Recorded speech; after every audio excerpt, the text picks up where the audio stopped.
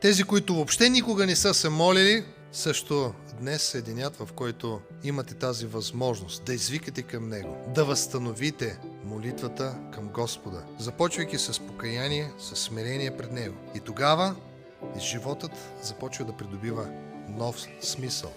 Всичко, което става, то става вече с Божие водителство. Помрачението, замъгляването на съзнанието, глупостта, грешка след грешка, всичко това Господ премахва и дава ум Христов.